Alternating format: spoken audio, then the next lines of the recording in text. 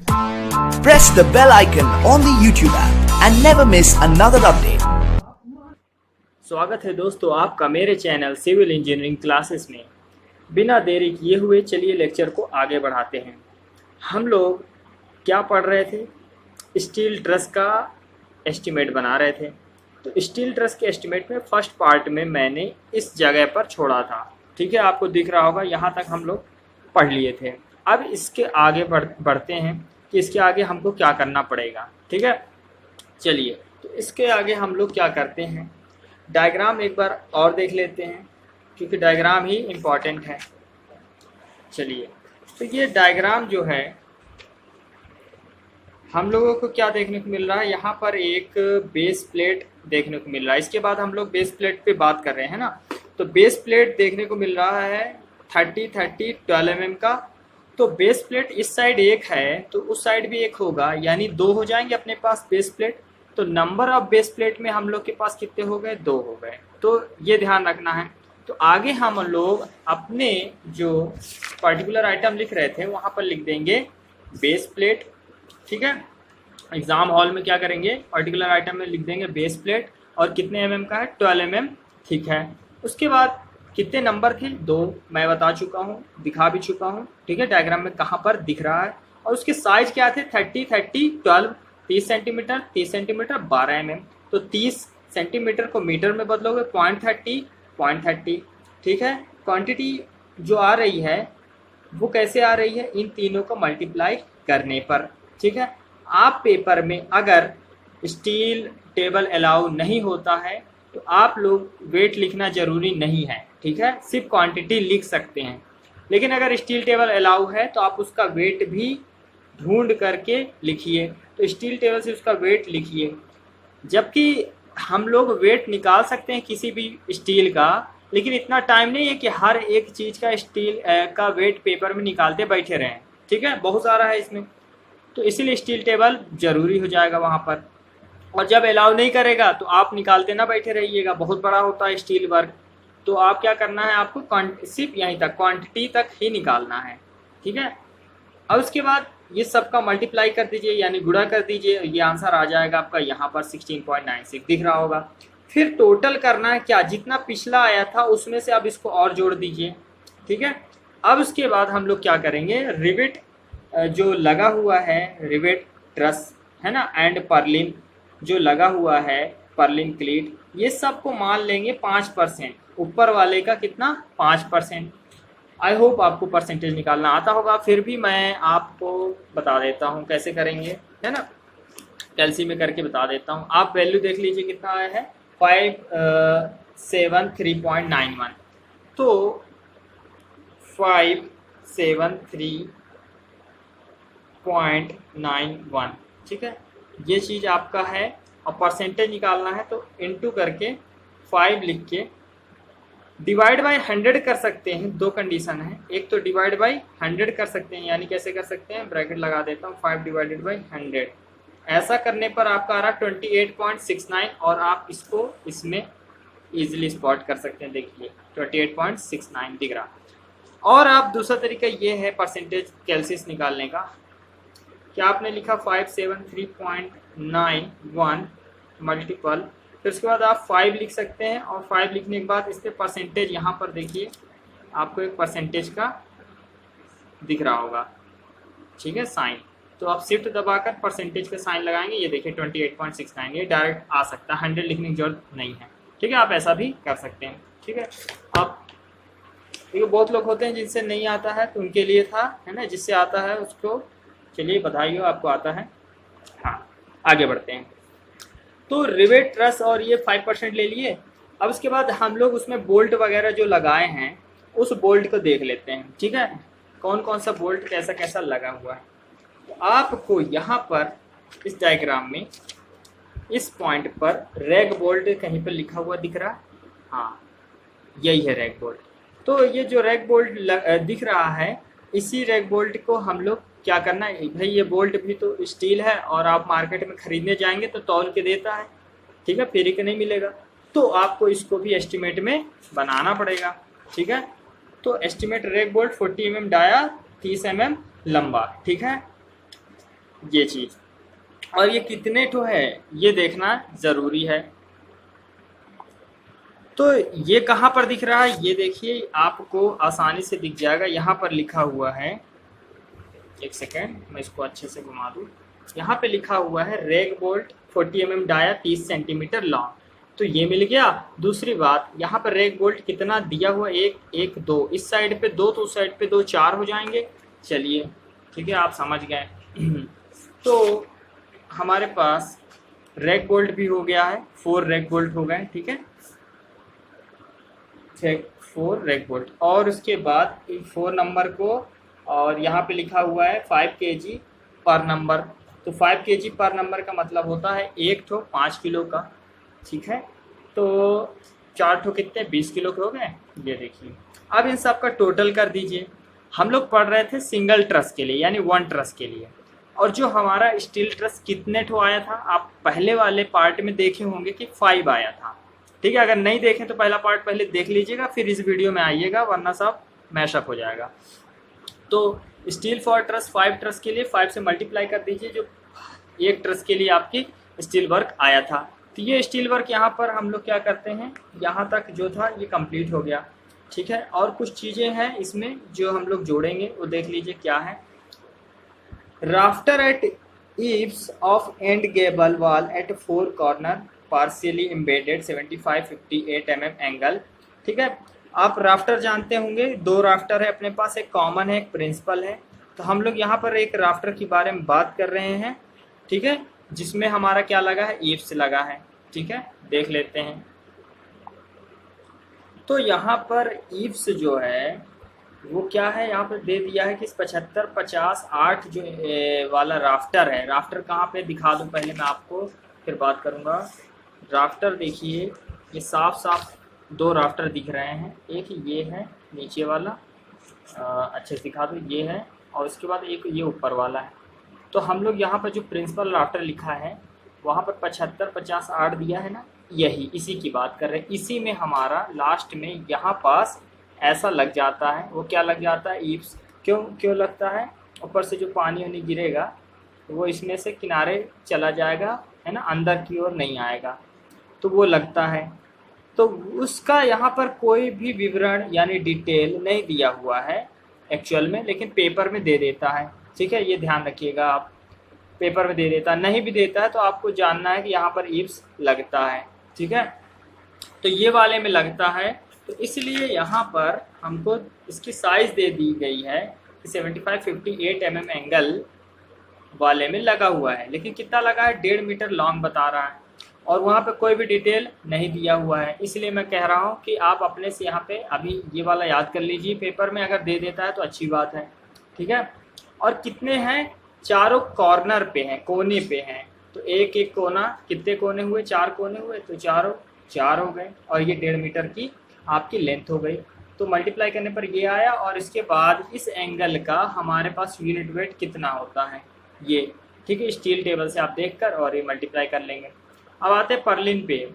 तो पर्लिन कितने हैं, पर्लिन आप देख लीजिए डायग्राम में कहाँ पर है और कितने हैं। ये मैं बात कर रहा हूँ पर्लिन की, तो ये वाला जो हिस्सा दिख रहा है आपका पर्लिन दिख रहा है, ठीक है, यहाँ पे, और ये पर्लिन 125/75 × 8 mm ये दिख रहा है। अब इस पर्लिन को पहले गिन लीजिए कितने हैं, ठीक है, 1 2 3 4 5 6, एक साइड पे 6, तो दोनों साइड पे कितने हो गए आपके, 12 हो गए। तो देखिए, एक तो हमको पर्लिन दिख गया कहाँ पर है और कैसे लगा हुआ है, जो दिख नहीं रहा है, अभी मैं बताऊंगा कैसे दिखता है।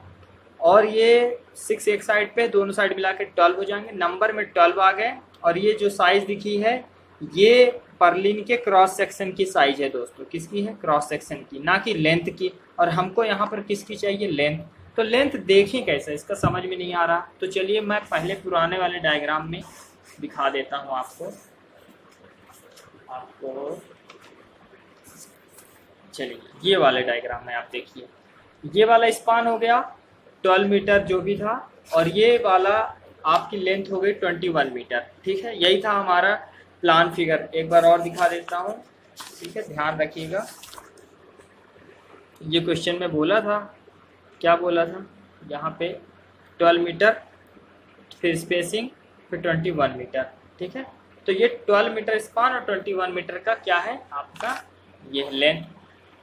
तो इस जगह पर देखिए पर्लिन साफ साफ दिख रहा है कि कौन सी लाइन, यानी लाइन इसमें दिख रहा है, लेकिन रियल में लाइन नहीं होता है ना, ये एलिमेंट है, ये पूरा पूरा एंगल है। ठीक है, तो ये यहाँ से यहाँ तक गया हुआ है, मतलब पूरे लेंथ में आपको, ये नीचे वाला देख लीजिए पूरे लेंथ में गया हुआ है।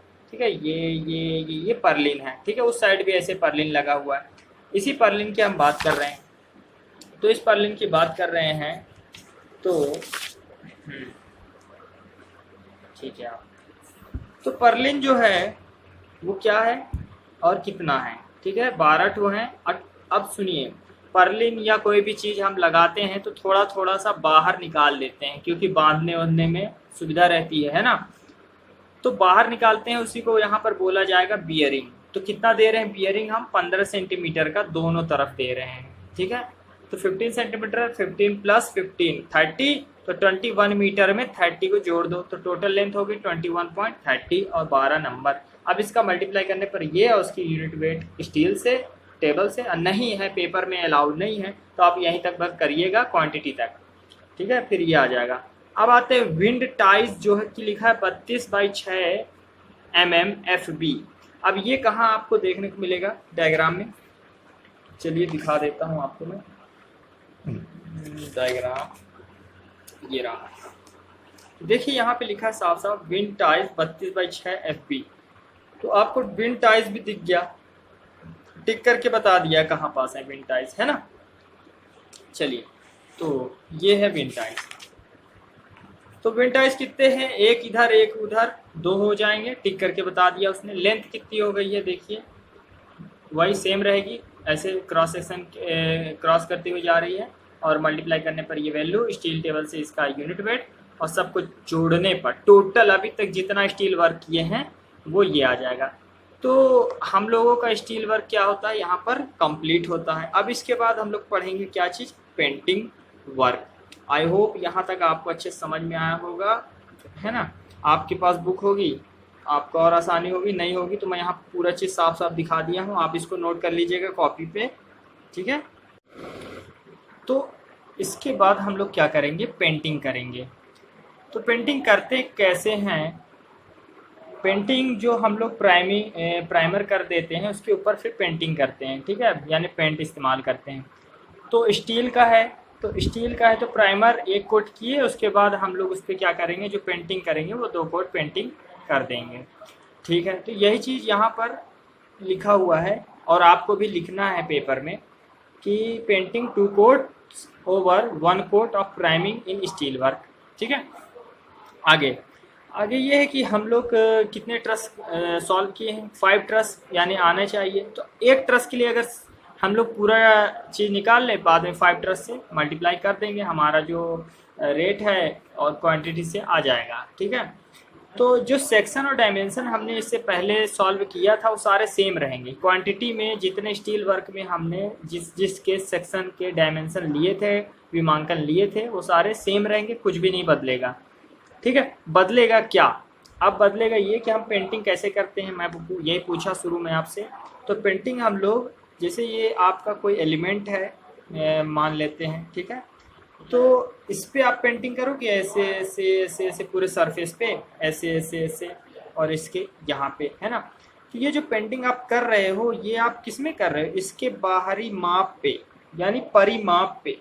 यानी आप इसको 2 तरीके से कह सकते हो, अगर सर्कुलर हुआ तो सरकमफ्रेंस पे, और नहीं हुआ सर्कुलर तो पेरीमीटर कह सकते हैं। ठीक है, तो पेरीमीटर परिमाप, तो ऐसा की करते हैं। तो जो लेंथ है, ये लेंथ अगर मिल जाए और परिमाप यानी इसका जो पेरीमीटर है वो पता चल जाए, तो हम लोगों को आसानी हो जाएगा कि कितना पेंट करना है ना, हमको सरफेस एरिया मिल जाएगा। तो हम लोग निकालने के लिए क्या करेंगे, length into perimeter of section. ठीक है, अब हम लोग किस किस में पेंट करेंगे, तो जितना भी स्टील का चीज़ दिख रहा है अभी पहले उसको कर लेते हैं। तो स्टील का क्या क्या है, प्रिंसिपल राफ्टर था शुरू में, उसका सेम डायमेंशन 75, 50, 8 mm लिखा था शुरू में। एंगल 8 = 8 कह रहा हूँ, बी इक्वल टू पेरीमीटर, ठीक है, ये मान लिया गया है। तो आप पेरीमीटर निकालोगे कैसे भाई? पेरीमीटर फार्मूला आपको पता है, 2 इंटू लेंथ प्लस ब्रेथ होता है, 2 इंटू लेंथ प्लस ब्रेथ, लंबाई प्लस चौड़ाई गुणे 2। तो ये पेरीमीटर, तो ये कहाँ से पाओगे? जो क्रॉस सेक्शन गिवन है, यानी 75, 50, 8, ये जो गिवन है इसी में एक लेंथ है, एक क्या है? ब्रेथ है, मैंने लिख दिया है। उसी तरह जितने भी क्रॉस सेक्शन गिवन है उसमें आपका लेंथ और ब्रेथ गिवन है, ठीक है। देखिए, तो इससे आप पेरीमीटर निकालें, ये mm में आया, mm से आप मीटर में बदल लिए। उसके बाद आपको ये जो डेटा है, ये पुराना डेटा उठाना है, जो क्वांटिटी आप सॉल्व कर चुके 2 इंटू 2 करके, वो करना है। और यहाँ पे वो लेंथ जो है आप पहले से देख चुके, वो उतार लेना, कुछ नहीं चेंज करना है, सेम टू सेम उतार लेना है। मतलब आप पेंटिंग वर्क करना चालू करें ना, तो जो स्टील क्वांटिटी निकाले हैं उसको उतार लीजिए, और इसके नंबर वाले को उतार लीजिए, लेंथ वाले को उतार लीजिए, बस पेरीमीटर निकालना रहे आपको। तो पेरीमीटर निकाल के पुट करिए। तो देखिए यहाँ पे 0.25 आया था, आपने पुट कर दिया है, और क्वांटिटी आप यहाँ पे निकाल लिए हैं मल्टीप्लाई करके, ठीक है। अब रही बात, पेरीमीटर था, तो पेरीमीटर की क्वांटिटी किस में आती है और ये लेंथ किस में आई थी? पेरीमीटर मीटर में आया, और आपकी लेंथ भी है किसमें? मीटर में। तो metre into metre square metre, ये देख लीजिए, ध्यान रखिएगा मीटर क्यूब नहीं होगा, ठीक है। मीटर क्यूब यानी आपका वॉल्यूम में नहीं आएगा, स्क्वायर मीटर में आएगा। अब स्ट्रट देखेंगे, तो इसी तरह जितने भी स्ट्रट है, जैसे 75, 50, 10 स्ट्रट कितने हैं, कौन कौन से हैं, ये हम लोग शुरू में देख चुके हैं, ठीक है। वो वाले सारे उतार लीजिएगा। सेंट्रल सस्पेंडर ये सब मैं बताया हूँ, क्लीट फॉर पर्लिंग बताया हूँ, क्लीट एट बेस बताया हूँ, सारा चीज़ लिख लीजिएगा डेटा। और ये जो पहला यूनिट और दूसरा आपको दिख रहा है, जैसे 75, 75, यही आपका लेंथ और ब्रेथ है, तो 2 इंटू लेंथ प्लस ब्रेथ करिएगा, और वही चीज़ यहाँ पे निकल के आ जाएगी, और फिर क्वांटिटी आ जाएगी। आई होप आपको ये समझ में आ रहा होगा कि कैसे करना है। बहुत आसान है, जितना क्वांटिटी आप निकाल चुके हैं उसी से आप पेंटिंग आसानी से निकाल सकते हैं, ठीक है। तो अब थोड़ा सा और आगे देख लेते हैं। तो आपका ये आ गया सारा चीज़, देखिए tie side, tie included, tie member, जितने भी थे, है ना, ये सारा चीज़ आप क्या कर दिए हो? निकाल लिए हो।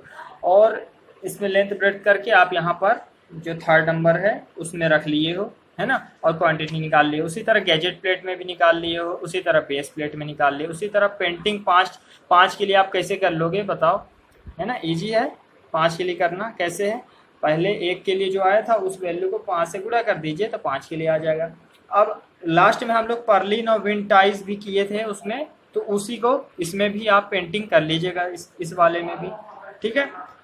उसके बाद कुछ चीज़ें अगर छूट जाती है, सपोज क्या छूट गया, अपना गैल्वेनाइज कॉरुगेटेड आयरन जो जीआई रूफिंग की गई है ऊपर, है ना, उसके लिखा है कि all fitting hook bolt, GI bolt, washer, सब छोटी छोटी चीज़ है ना, इन सबको क्या करना है आपको? पेंट करना है। तो जो पेंट करना है इसमें नंबर देखिए 2 लिखा हुआ है। क्या चीज़? ऑल फिटिंग में हुक बोल्ट की बात की गई, जीआई बोल्ट की बात की गई, और वाशर की बात की गई। तो ये कितने? 2 हैं। और इसकी लेंथ देखिए कहाँ लग रहा है, ठीक है। मैं आपको इसको डायग्राम में दिखा देता हूँ, है ना। चलिए, तो देखिए ये डायग्राम जो रहेगा आपका, ये पूरा था ट्रस, ठीक है। यहाँ पे आप देखिएगा, आपका दिया रहेगा हुक बोल्ट, और ये हुक बोल्ट यहाँ पर एक है, एक साइड के लिए है, तो दूसरे साइड के लिए भी एक रहेगा। ऊपर देखिए वाशर है और नट है, ठीक है। तो इधर एक है तो उस साइड एक, 2 हो जाएंगे ना, नट, वाशर और हुक बोल्ट, है ना। किसको बांधा हुआ है ये ध्यान दीजिए, पर्लिन को बांधा हुआ है। तो पर्लिन को जब बांधा हुआ है तो पर्लिन की पूरी लेंथ जितनी होगी उतना ही इसमें ले लेंगे। तो पर्लिन की पूरी लेंथ कितना है भाई? 21.30 आया था पर्लिन वाले में, ठीक है। आप देख लीजिएगा, ये पूरी उधर से ऐसे जाती हुई चली जाती है, मतलब ऐसे चली जाती है, ठीक है। तो पर्लिन की पूरी लेंथ में ही आ जाएगा। चलिए, तो देख लेते हैं। तो देखिए ये पर्लिन की पूरी लेंथ में आ गया है, ठीक है। अब इसके बाद आप इसका सॉल्यूशन करिएगा, है ना, ठीक है। तो जो जीआई सीट की लंबाई है वही चीज़ आपको यहाँ पर 7.8 दिख रहा है, जो वही रखना है। कहाँ पे है जीआई? देख लीजिए, आपको इस जगह पर जीआई सीट की 7.8 आपको दिख रहा होगा, यानी यहाँ से यहाँ तक पूरा, ठीक है। वही चीज़ आपको यहाँ पर रख लेना है, ठीक है। आई होप आपको ये समझ में आ रहा होगा, ठीक है। अब आगे बढ़ते हैं। तो ये भी हो गया और इसको भी आप क्या कर लीजिएगा, मल्टीप्लाई। अब उसके बाद जीआई रीजिंग की बात की गई है, रिज यानी ऊपर जो रहता है टॉप में, उसकी बात की गई है। तो इसको भी डायग्राम में देख लेते हैं। ठीक है, देखिए आपको यहाँ पर एक रिज दिख रहा होगा टॉप में, है ना, जीआई रीजिंग करके लिखा भी है, क्लियर दिख रहा होगा 25 सेंटीमीटर जीआई रीजिंग। तो यही चीज़ हम लोग कंसिडर करेंगे। और ये जा कैसे रहा है, देखिए हमको फ्रेम ऐसा दिख रहा है, एक सेकेंड फ्रेम छोटा कर देता हूँ मैं पहले।